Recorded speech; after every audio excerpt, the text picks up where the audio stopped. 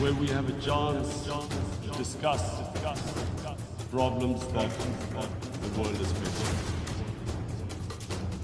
I want to talk about a lot of problems, but just four today. And I especially came to this forum despite a difficult time in my country, facing challenges.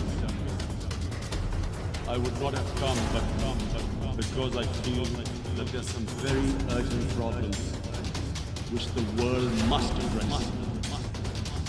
So first of all, I start with climate change. So many leaders have talked about climate change. But Mr. President, I feel that there is a lack of seriousness. Perhaps world leaders do not, some of the leaders who can do a lot, do not realize the urgency of the situation.